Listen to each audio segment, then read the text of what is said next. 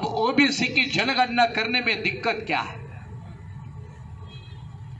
भारत के गृह मंत्री जब राजनाथ सिंह थे, इन्होंने कहा था कि हमारी पहली पार्टी होगी बीजेपी जो ओबीसी की जनगणना करेगी।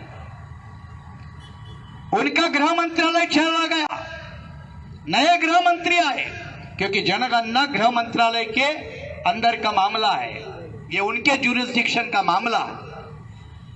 और एक दिन पार्लियामेंट में कल्पना राय जैसा एक जूनियर मिनिस्टर आता है और वो कहता है कि ओबीसी की जनगणना नहीं होगी। भारत के लोकसभा में अनुसूचित जाति जनजाति के एमपी 131 है, 131। अब मुसलमान के बहुत कम है, ना के बराबर, लेकिन ये 131 है एससी और एसटी के। एससी के 84 है और आदिवासी के 47 है। ओबीसी के कितने हैं?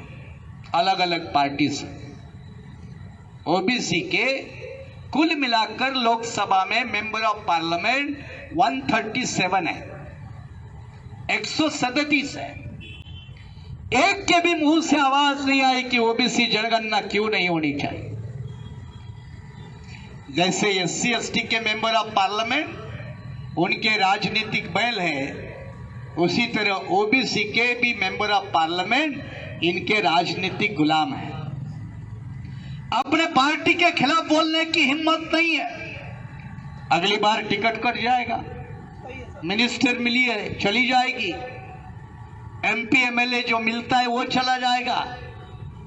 बाबा साहब अंबेडकर के बंदों ने, अगर वो असली बाबा साहब की औलाद है तो ऐसे छोटे मोटे स्वार्थ के पीछे दौड़ने वाला कभी अंबेडकर की औलाद नहीं हो सकता, ऐसे मानने वाले हम लोग हैं।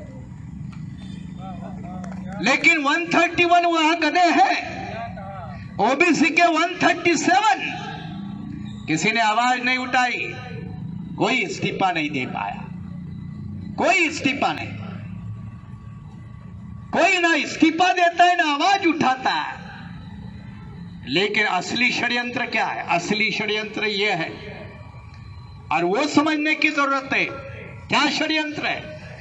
अगर भाई ओबीसी को राजनीतिक आरक्षण आपको लोकल बॉडी में देना है, प्रिंसिपली आपने एक्सेप्ट किया है, तो उसकी गणना तो होनी चाहिए, आंकड़े तो चाहिए, डेटा तो चाहिए।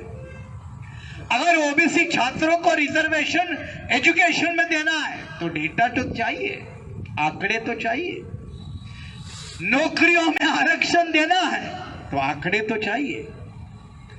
अब इस देश में गधे कितने हैं, घोड़े कितने हैं, जानवर कितने हैं, इसकी सारी की गणना होती है, तो फिर ओबीसी की गणना करने में दिक्कत क्या है? और दिक्कत का उत्तर आरएसएस वालों ने दिया है। आरएसएस के दो मूल नेता, इन्होंने जवाब देते हुए कहा कि ओबीसी की जनगणना करके उनकी अलग पहचान बनाना, इसका मतलब हिंदू धर्म के टुकड़े करना है, और इसलिए ओबीसी की जनगणना नहीं होगी।